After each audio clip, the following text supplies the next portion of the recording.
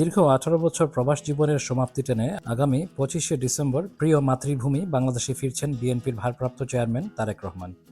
গত 16 ডিসেম্বর মহান বিজয় দিবস উপলক্ষে লন্ডনের সিটি প্যাভিলিয়নে আয়োজিত এক বিশাল জনসভায় তিনি আনুষ্ঠানিকভাবে এই ঘোষণা প্রদান করেন। বিজয় দিবসের এই মহেন্দ্রক্ষণে আয়োজিত অনুষ্ঠানে যুক্তরাজ্য বিএনপির হাজার হাজার নেতা কর্মী এবং শুভাকাঙ্ক্ষীর উপস্থিতিতে এক উৎসবমুখর এবং আবেগঘন পরিবেশ সৃষ্টি হয়।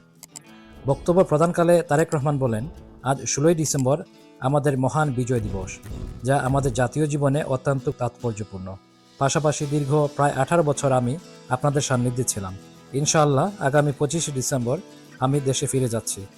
প্রবাস জীবনে যুক্তরাজ্যে বসবাসরত সকল প্রবাসী বাংলাদেশিদের কাছ থেকে প্রাপ্ত অকুণ্ঠ সমর্থন এবং ভালোবাসার জন্য তিনি গভীর কৃতজ্ঞতা প্রকাশ করেন। বিশেষ করে প্রবাসীদের সাথে তার আত্মিক সম্পর্কের কথা উল্লেখ করে এক আবেগঘন পরিবেশের অবতারণা করেন।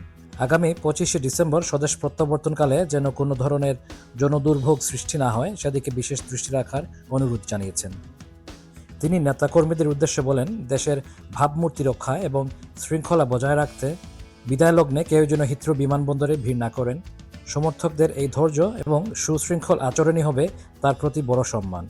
একই সাথে তিনি দেশের শান্তি এবং স্থিতিশীলতা বজায় রাখতে এবং ভবিষ্যৎ চ্যালেঞ্জ মোকাবেলায় সকলকে ঐক্যবদ্ধ ও সচেতন থাকার আহ্বান জানান।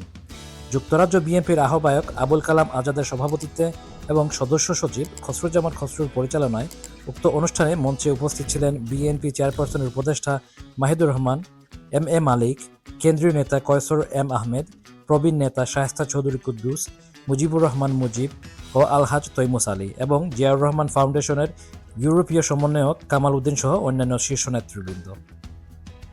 তো গণতান্ত্রিক অধিকার, ভোটের অধিকার, অর্থনৈতিক স্বাধীনতার বিরুদ্ধে যারা ষড়যন্ত্র, এই দেশে আসতে বাধ্য হয়েছিলাম চিকিৎসার জন্য।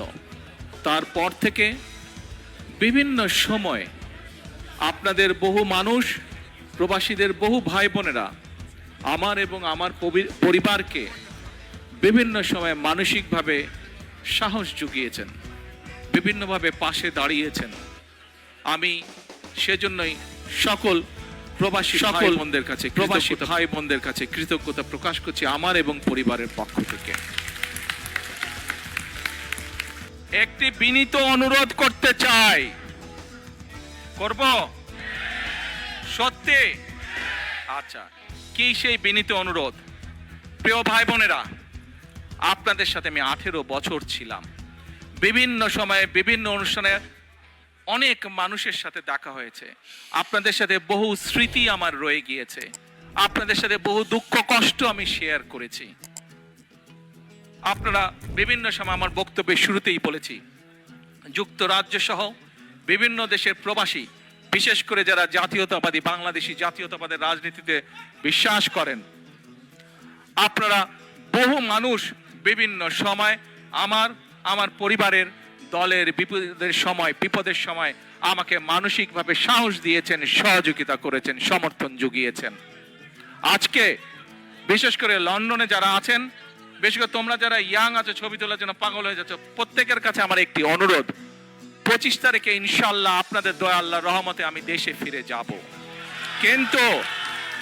কিন্তু এখানে উপস্থিত, এই ঘরে উপস্থিত প্রত্যেকটি মানুষের কাছে আমার অনুরোধ, দয়া করে কেউ আপনারা এয়ারপোর্টে সেদিন যাবেন না।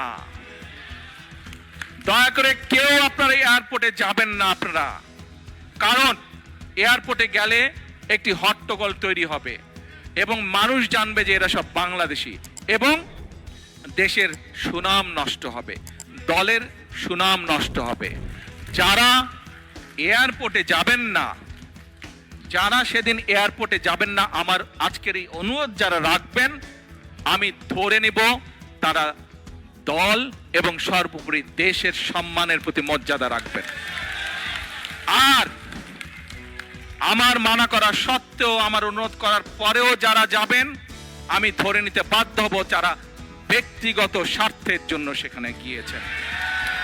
কাজেই আপনাদের কাছে বিনীত অনুরোধ রেখে আমার বক্তব্য শেষ করছি।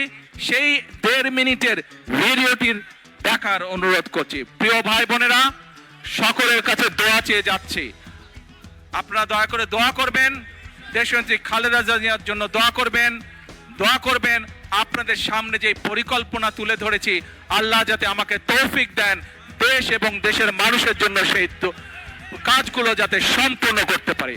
আল্লাহ হাফেজ। বাংলাদেশ জিন্দাবাদ। বাংলাদেশ জাতীয়তাবাদী দল জিন্দাবাদ। আসসালামু আলাইকুম।